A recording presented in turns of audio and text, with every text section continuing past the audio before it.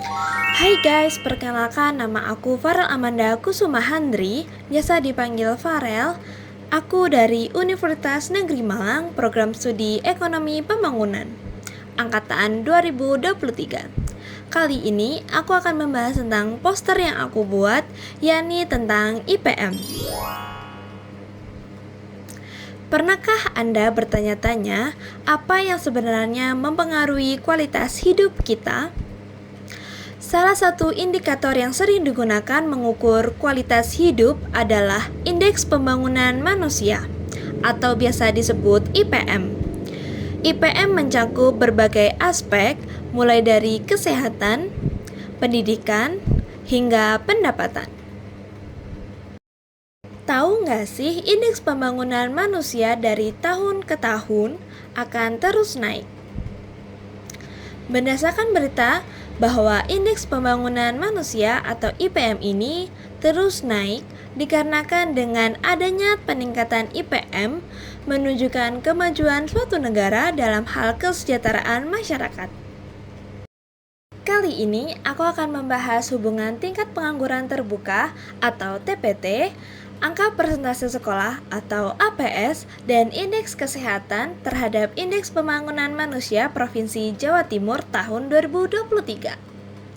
Salah satu faktor yang sangat berpengaruh terhadap IPM adalah tingkat pengangguran. Ketika tingkat pengangguran tinggi, maka pendapatan masyarakat cenderung menurun. Hal ini berdampak pada kemampuan masyarakat untuk memenuhi kebutuhan dasar seperti kesehatan dan pendidikan. Pendidikan merupakan investasi jangka panjang bagi individu dan negara. Semakin tinggi tingkat pendidikan seseorang, maka peluang untuk mendapatkan pekerjaan yang lebih baik juga semakin besar. Hal ini berdampak positif pada pendapatan dan pada akhirnya akan meningkatkan IPM. Kemudian ada kesehatan. Kesehatan merupakan salah satu aspek yang sangat penting dalam kehidupan manusia.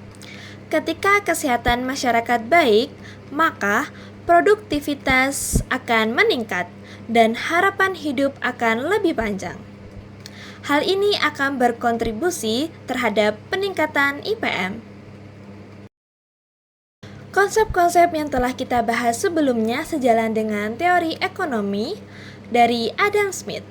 Beliau menekankan pentingnya pembagian kerja, spesialisasi, dan pasar bebas dalam meningkatkan kesejahteraan masyarakat.